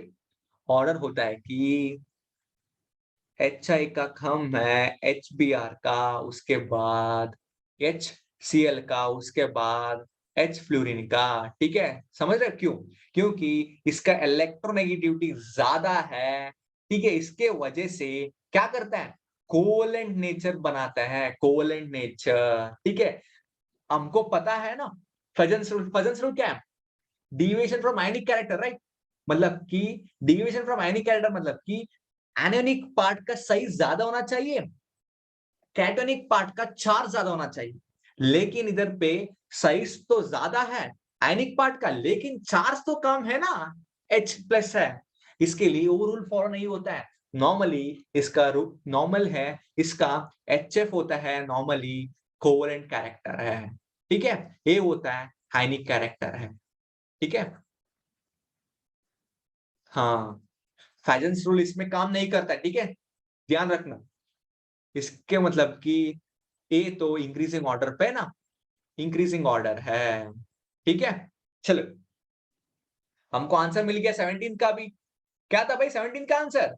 हाँ, 17 का आंसर था कोवेलेंट कैरेक्टर है। ठीक है, देख अभी इस क्वेश्चन पे हम ए भी देख रहे हैं, ए भी देख रहे हैं, ionic radius, first ionisation potential, melting point, सब कुछ देख रहा है ना।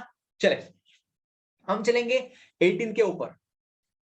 भाई न्यूक्लियर केमिस्ट्री की बात कर रहे हैं। न्यूक्लियर केमिस्ट्री हो ना, बहुत अच्छा क्वेश्चन है। मतलब कि अभी देख, अभी मैं एक चीज बोलना चाहिए आप लोग को। कोई भी टॉपिक पढ़ते हैं ना, उसका पहले यूज क्या क्या होता है उसको ध्यान रखने के बाद आप शुरू करना है। क्योंकि हम ऐसे, टीचर आता है, पढ़ाते हैं हमको, बोलता है, इसका क्या फायदा भाई? नहीं, पहले हम क्यों पढ़ रहे हैं, पहले टीचर को पूछ लो हम इसको क्यों पढ़ना है सर, बस कहानी खत्म। ठीक है, अभी देखो, न्यूक्लियर केमिस्ट्री का क्वेश्चन है, अच्छा वाला क्वेश्चन है, लेकिन इसके लिए हमको पार्टिकल्स क्या होता है, बीटा पार्टिकल क्या है, न्यूट्रॉन पार्टिकल क्या है, प्रोटॉन पार्टिकल क्या है, ये चीज ध्यान रखना है। ठीक है, मैं आपको सिंपल एक टेबल में दिखा देता हूं क्या क्या चार्ज होता है इसका। ठीक है, पहला है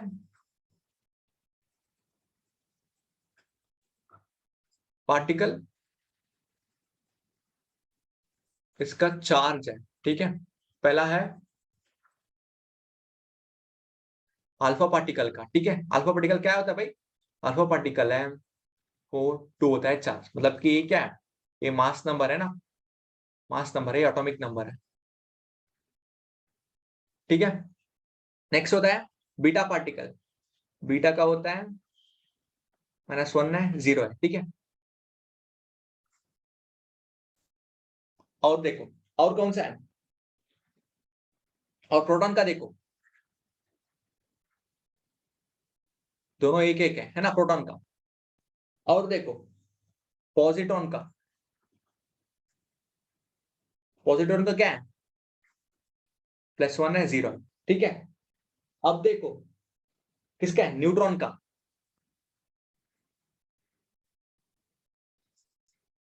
एन है 1 0 है, क्योंकि नीचे 0 क्यों भाई?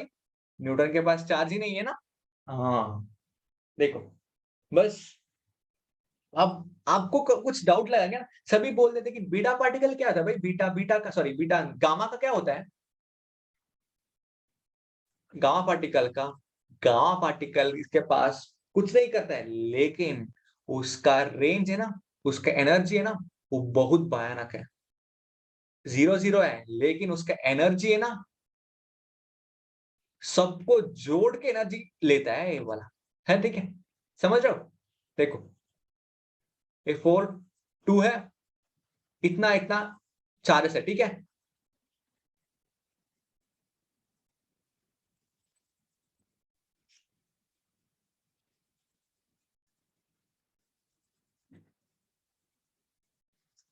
चले, अब इसका हो गया, देखा होगा आपने। हाँ अब चले हम इस पहले ऊपर, इसके ऊपर आ जा। हाँ भाई देखो, क्वेश्चन देखो, आप पहले क्वेश्चन देखो क्या हो रहा है। एक अल्फा पार्टिकल है और एक वाई है और एक एक्स है, ठीक है? हम अभी एक्स और वाई देखना है कौन सा होता है, ठीक है भाई? अभी चार कंजर्वेशन मतलब कि चार कंजर्व होता है। कोई भी न्यूक्लियर केमिस्ट्री में एक रूल पढ़ा होगा आप लोग ने, मतलब चार्ज इज कंजर्वेटिव, मतलब कि न्यूक्लियर केमिस्ट्री नहीं, कहीं पे देख लो, कुछ चीज कंजर्वेटिव मतलब कि कंजर्वेशन लॉ में आता है, ठीक है? मतलब कि कोई भी नया चीज आ गया होगा, कोई पुरानी चीज खत्म होना चाहिए, मतलब कि कोई भी एटम्स क्रिएट भी नहीं होता है, डिस्ट्रॉय भी नहीं होता, मतलब ऐसे इक्वल होना चाहिए यूनिवर्स पे, ऐसे सब कुछ इक्वल होना चाहिए, ठीक है? मतलब कि अभी देख, निकल 28 था, है ना? निकल 28 60 था, प्लस अल्फा, अल्फा का ए लिख लो, ऊपर 2 है, नीचे 3, और एक्स कॉम्पाउंड आ जाएगा, उसके बाद इधर 63 आ जाएगा, जेड 30 प्लस वाई। अब देखो भाई, इसका क्या होता है भाई? देखो, अभी ये दोनों को ऐड करो, इधर 64 लिख लो, ठीक है? और नीचे कितना है? 30 लिख, क्योंकि चार कंजर्वेटिव मतलब कि इधर लेफ्ट साइड का कितना होता है, और राइट साइड भी इतना ही होना चाहिए, ठीक है? Charge should be equal, charges any number should be equal, mass भी इक्वल होना चाहिए और एटॉमिक नंबर भी इक्वल होना चाहिए, ठीक है? अब हमारा एक्स मिल गया। अब देख लो Zn का, जिंक का क्या भाई? Zn का भी 63, Zn 30 है, सेम ही है, लेकिन कुछ मिसिंग है। क्या था ऊपर वाला को? क्या बोलते हैं हम? ऊपर वाला क्या था भाई? हाँ, हमको पता होना चाहिए ऊपर वाला था क्या है। ऊपर वाला था न्यूट्रॉन, है ना? न्यूट्रॉन था, है क्या? न्यूट्रॉन और इलेक्ट्रॉन था ऊपर वाला। ऊपर एक आना चाहिए तो न्यूट्रॉन है ना वो। हाँ न्यूट्रॉन है भाई, न्यूट्रॉन है ना? देखो,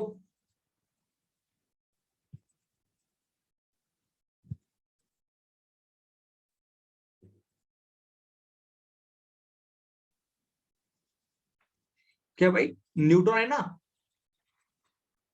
1 है 0 है ना, दोनों साइड इक्वल हो गया, 63 1 है 64 हो गया, इसका भी 64 हो गया, और नीचे 30 भी हो 30 हो गया। देखो, इसका नहीं, इसको देखो, 64 था और नीचे 30 था, इसको देखो, दोनों साइड ऐड करो, 64 था और नीचे 30 था, है ना? दोनों साइड ऐड करो, मतलब कि देख, ये होता है हमारा रिएक्शन, नॉर्मल रिएक्शन, ठीक है? दोनों साइड को इक्वल करना है, बस हम नंबर ऐड करके दोनों साइड को इक्वल करना है, समझ रहे हो आप? बस इतना ही सिंपल पार्ट है, मतलब कि नॉर्मली राइट हैंड साइड और लेफ्ट हैंड साइड दोनों का चार्जेस, दोनों का नंबर सेम इक्वल होना चाहिए, अलग अलग नहीं होना है, ठीक है? I think you all got it. Okay, देखो, अब देखो ऑप्शंस। पहले एक चीज है न्यूट्रॉन, है ना? ये न्यूट्रॉन है ना, N10 मैंने बोला था न्यूट्रॉन है, उधर लिखा होगा, मैं मेंशन भी किया है ना, I have mention that there. Okay, see that zinc neutron, zinc 32, this is wrong, right? Zinc 32, we got only zinc 30, this is mentioned, by this also you can find it out. See, they have mentioned that zinc 63 is at 30, by this, by eliminate, you can just eliminate the answers right here also. Zinc 31, this is also wrong, zinc 30 this was also wrong. So there was a competition between among A and B, but in that we got notice that the Y value was not that, right? Yeah, Y value was neutron. Okay, actually options गलत दिया हो, क्योंकि ये वहां पे पूछा है x क्या होता है ना? x होता है 64/30, लेकिन 64/30 इसमें दिया ही नहीं है ना? क्वेश्चन ही गलत दिया है लोग। बस ठीक है, हम मान के चलेंगे हमारा प्रिंट होने के टाइम गलत हो गया होगा, है ना? चले एक बार देख लो ये वाला, ठीक है? ये इजी आसान तरीका है, इसमें कुछ दिक्कत नहीं है, कुछ लॉजिक भी नहीं है इसमें। मतलब लॉजिक एक ही चीज है, दोनों से LHS RH should be equal. क्या था? हम बचपन से पढ़ रहे हैं ना, एलएचएस आरएच इक्वल्स। कब से हम पढ़ रहे थे? कब से? हम 6th और 7th स्टैंडर्ड से पढ़ रहे होगे ना, LHS is equal to RHS, है ना? ये चीज हम बचपन से पढ़ रहे हैं ना, एलएचएस इक्वल टू आरएचएस। हाँ, यही है ऊपर। अभी देख, अभी हम बचपन से पढ़े थे एलएचएस इक्वल टू आरएचएस, अभी बीएससी पे आके ये अभी यूज हो रहा है। देख, हाँ, बचपन का पढ़ाई यूज हो रहा है अभी, है ना? फालतू फालतू नहीं किया हमने, फालतू काम तो नहीं किए थे हम, तो बढ़िया काम किया है। 1 मार्क्स का हमारा बचपन का काम था। देख, बचपन से हम बीएससी का, दिल्ली यूनिवर्सिटी का पेपर निकालने के लिए हमने बचपन से पढ़ रहा है एलएचएस इक्वल टू आरएचएस। देखो भाई, आप लोग को भविष्य भी पता है, बचपन से एलएचएस इक्वल टू आरएचएस पढ़ के भविष्य में आपको पता चल गया, भविष्य में क्या पता चल गया? बचपन से हम तैयारी कर रहे थे डीयू पेपर निकालने के लिए, है ना? वही तो भविष्य था, है ना? हाँ, देखो भाई देखो, चले अब हम चलेंगे 19 क्वेश्चन पे ऊपर। 19 देख लो, 19 को ध्यान से देख लो, एलएचएस और आरएचएस को छोड़ दो, अभी 19 देख लो। क्या था? The reaction between hexacyanoferrate 3 and iodide ion is strongly acidic solution produces in strongly acidic solution produces। अब भाई पहले कोई भी क्वेश्चन पढ़ने के बाद मत सोचना, पहले क्या करना है, उसको स्ट्रक्चर्स को पहले लिख लो, क्योंकि स्ट्रक्चर्स लिखने के बाद हमको कॉन्फिडेंट आता है कि हाँ हमको पता है, हमको ये पता है, ऐसे कॉन्फिडेंट आ जाता है। ठीक है, पहले स्ट्रक्चर को लिखो। हेक्सासाइनोफेरेट मतलब कि Fe था, साइनाइड 6 टाइम्स था, मतलब कि इसको +3 ऑक्सीडेशन आने के लिए इधर -3 लिखना जरूरी है। ठीक है, -3 लिखना जरूरी है, सॉरी 3- लिखना जरूरी है। ठीक है, 3- है। अब देखो, प्लस आयोन था। ठीक है, अब देखो भाई क्या हो सकता है भाई, अभी क्या हो रहा है एसिडिक सॉल्यूशन में, क्या हो सकता है, चांसेस क्या है भाई? चांसेस ए की रेडॉक्स और ऑक्सीडेशन, मतलब रेडॉक्स रिएक्शन होने का चांसेस है। कैसे? देखो, I- स्टेबल है क्या? I- का I- स्टेबल नहीं है ना, वो क्या बनने के लिए चाहता है? वो बनने के लिए चाहता है स्टेबल। उसमें क्या है? I2 स्टेबल है ना, और दूसरा I से लेके वो स्टेबल बनने के चाहता है ना? मतलब कि इसका चार्ज कितना, ऑक्सीजन कितना था? इसका ऑक्सीजन था -1 था, अभी इसका ऑक्सीजन कितना है? 0 ऑक्सीजन हो चुका है, मतलब कि इधर टू इधर क्या हो चुका है? ऑक्सीडेशन हो चुका है, मतलब कि लॉस ऑफ इलेक्ट्रॉन। तो एक तो लॉस हो गया, अभी गेन कौन किया है? उसका उसके बगल में कौन है? वो गेन करते हैं ना। हाँ भाई देख, एक बंदा एग्जाम एग्जाम लिख रहा है ना, और एक बंदा बगल में है, वो पढ़ के नहीं आया है, लेकिन ये बंदा अच्छे से पढ़ के आया है। वो क्या करता है? वो बहुत मुश्किल से रात पूरा पढ़ के आके अभी एग्जाम में लिख रहा है। ये बगल वाला बंदा क्या करता है? वो बहुत स्मार्ट वर्क कर रहा है। इतना सिलेबस कौन है भाई? इतना कितना चैप्टर्स है? 20-25 चैप्टर्स है, हम कौन पढ़ता है भाई? चले, कोई भी हो, हम भगवान है, हम देख लेंगे। ऐसे करके क्या करता है?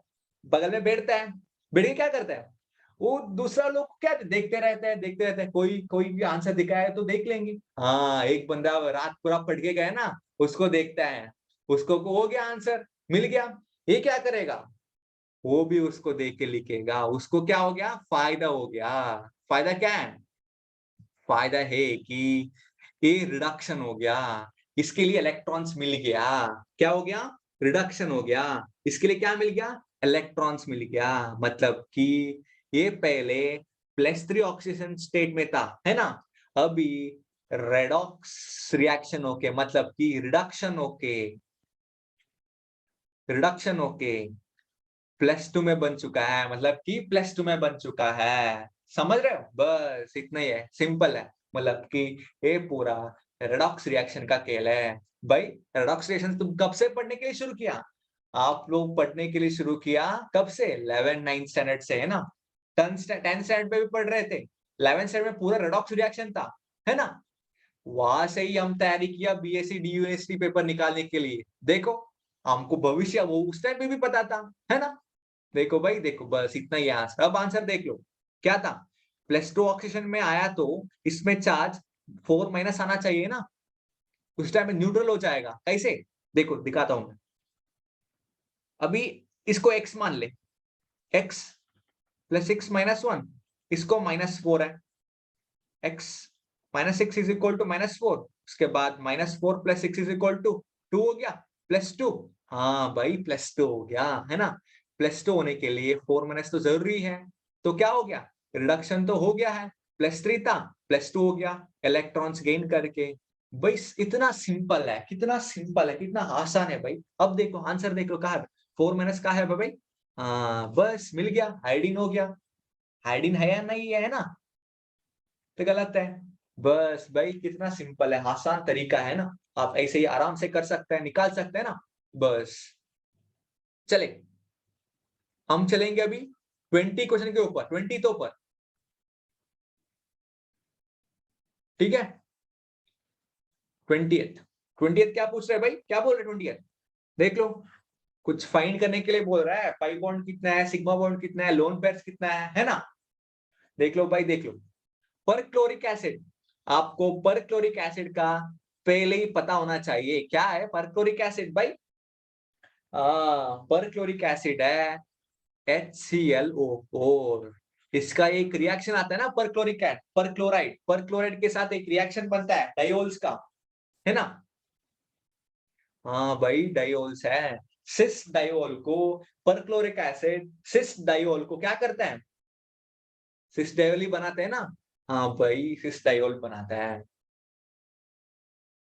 ठीक है?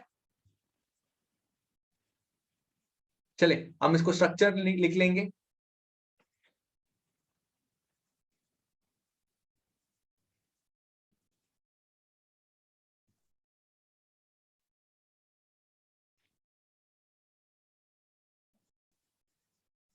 सेवन है ना? क्लोरीन का 7 था वैलेंस इलेक्ट्रॉन, ठीक है? होता एक H बन गया, पाई बॉन्ड बन चुका है, पाई बॉन्ड है, पाई बॉन्ड है, ठीक है भाई? अब देखो, इसमें पूछ रहा है लोन पेयर्स कितना है, पाई बॉन्ड कितना है, 4 सिग्मा बॉन्ड है, और क्या कितने कितने पूछ रहा है ना? चलो इसको पाई बॉन्ड बताओ और सिग्मा बॉन्ड बताओ कितना कितना है, ठीक है? अब देख रहे हैं ना, पाई बॉन्ड कितने लिखे भाई? हमने 3 पाई बॉन्ड लिखा है ना, मतलब कि क्लोरीन ऐसे होते रहता है क्या? क्लोरीन रेजोनेंस फॉर्म भी कर सकते हैं ना, है ना? मतलब नेगेटिव चार्ज को स्टेबल करना तो जरूरी होता है ना? हाँ देखो, पहले हम ऑक्सीजन के पास लोन पेयर्स है, उसको देख लेंगे पहले, ठीक है? देख लो भाई, दो दो है ना, ऑक्सीजन के पास दो दो लोन पेयर होता है ना। इसका 2 हो गया, इसका 2 हो गया, और इसका 2 हो गया, और इसका 2 हो गया। कितना हो गया भाई? 8 लोन पेयर्स हो गए ना, 8 लोन पेयर्स, है ना? तो सिग्मा बॉन्ड देख ली, सिग्मा बॉन्ड देखो कितना है सिग्मा बॉन्ड। और कोई लोन पेयर छोड़ा है क्या? नहीं, कोई नहीं है, 8 तो हो गया। उसके बाद देखो सिग्मा बॉन्ड कितना है भाई? 1 2 3 4 5, 5 सिग्मा बॉन्ड है ना? 5 सिग्मा बॉन्ड है ना? 5 सिग्मा बॉन्ड है। अब देखो 8 लोन पेयर्स का है, 5 सिग्मा बॉन्ड का है। अरे भाई हमारा आंसर तो नहीं है इधर, क्या करें हम, है ना? देख लो, अच्छे से देख लो, हम तो कुछ गलती क्या होगा? क्या गलती क्या है? देखो भाई, गलती किया क्या हमने? नहीं, हम तो कुछ गलती नहीं किया, लेकिन हम तो ऑल्टर करना है इसको। बस क्या ऑल्टर करना है? हमको पता है अभी ऑक्सीजन के पास 8 इलेक्ट्रॉन, ऑक्सीजन काउंट करके ये पता है हमको। नॉर्मली ये देखो, सिग्मा बॉन्ड तो पक्का ही है, सिग्मा बॉन्ड इतना ही हो सकता है, लेकिन पाई बॉन्ड का कुछ काम होता है ना, पाई बॉन्ड का क्या काम है? पाई बॉन्ड के पास कितना है? 2 पेयर ऑफ इलेक्ट्रॉन्स होता है ना, वो शिफ्ट कर सकते हैं ना। कैसे भाई? इधर क्या है? इधर, इधर है ना? हो सकता है ऐसे करने का काम किसका है? हो सकता है ऐसे करने का काम पाई बॉन्ड का ही है। ठीक है? अब देख लो, इसको टी कर लो, स्ट्रक्चर्स को टी कर लेंगे, पहले स्ट्रक्चर को निकालेंगे अच्छे से। स्ट्रक्चर क्लोरीन था और O minus OH, O minus और O माइनस, यही था ना हमारा स्ट्रक्चर था, पाई बॉन्ड था, लेकिन हमारा स्ट्रक्चर ऐसे निकल गया क्योंकि इसमें हमारा आंसर नहीं आ रहे थे। इसमें आंसर हमारा 3 पाई बॉन्ड आना चाहिए था ना। ये वाला स्ट्रक्चर पे हमारा 3 pi bond, 8 lone pair, 5 sigma bond आना चाहिए, लेकिन 3 तो पाई बॉन्ड नहीं दिया है। 5 सिग्मा बॉन्ड तो है, लेकिन 8 लोन पेयर्स नहीं है। इसका मतलब कि ये बच्चा, ये हो गया ना, 8 लोन पेयर्स था, 3 सिग्मा बॉन्ड था, मतलब कि ये 3 पाई बॉन्ड, मतलब कि और एक 3 पाई बॉन्ड 3 लोन पेयर जैसे एक्ट करके, 3 नॉन बॉन्डिंग पेयर एक्ट करके ये 8 लोन पेयर के साथ जुड़ जाता है। जुड़ के हमारा कितना आउटपुट निकालता है? कितना आउटपुट निकालता है? 11 lone pairs, 0 pi bonds and 5 sigma bonds. 5 sigma bonds. देखो भाई, हमारा आंसर आ गया है ना। बस कुछ नहीं है, ये जस्ट ऐसे ऑल्टर कर चुका है, बस हमको पता है। हमने एरोमेटिसिटी भी पढ़ चुका है। एक पाई बॉन्ड होता है, उसमें क्या है, मतलब कि उसमें होता है 2 पाई इलेक्ट्रॉन्स है, मतलब कि 2 पाई इलेक्ट्रॉन्स कब होता है? एक बॉन्ड पे 2 पाई इलेक्ट्रॉन्स है, ठीक है? एक बॉन्ड है मतलब 2 बॉन्ड है, मतलब ठीक है? 2 बॉन्ड में 2 पाई इलेक्ट्रॉन्स है और एक सिग्मा बॉन्ड है, 1 सिग्मा बॉन्ड और 2 पाई बॉन्ड्स, ठीक है? 2 पाई इलेक्ट्रॉन्स, ठीक है? हमको आंसर पता चल गया, है ना? बस कैसे भाई? इधर 2 था, इधर 2 था और 2 है और 1 है। इधर 2, इधर 2, इधर 2, इधर 2, इधर 2, इधर 2, ठीक है? 1, 2, 3, 4 pairs, 5 pair, 6 pair, 7 pairs, 8 pair, उसके बाद एक नेगेटिव चार्ज, मतलब कि उसमें 2 इलेक्ट्रॉन्स है, 9th पेयर, 10th पेयर और 11th पेयर। बस 11 लोन पेयर्स। सिग्मा बॉन्ड तो, पाई बॉन्ड तो नहीं है, सिग्मा बॉन्ड तो 5 ही है। बस हमारा आंसर आ चुका है। कितना कौन सा है? डी है, 11 lone pairs, no pi bonds, 5 sigma bonds. बस भाई इतना आसान है ना। बस हम आज अच्छा वाला क्वेश्चंस किया है, बहुत आसान क्वेश्चंस भी था, बहुत डिफिकल्ट क्वेश्चंस भी था, ठीक है? चले भाई, हम इतना किया है, हम आज इतना किया है, अच्छा वाला क्वेश्चन भी किया है, कुछ इम्पोर्टेंट भी किया है, कुछ अनइम्पोर्टेंट भी किया है। अनइम्पोर्टेंट तो ऐसे कुछ नहीं है, लेकिन मेरा तो अनइम्पोर्टेंट बात हो गया होगा, ठीक है? इसमें गलती मानते हूँ मैं, ठीक है? चले चले दोस्तों, हम आज आज खत्म कर लेंगे इतना तक। नेक्स्ट सेक्शन पे हम 21 से शुरू कर लेंगे, ठीक है? बस thank you very much students, keep learning and keep watching. Thank you one and all.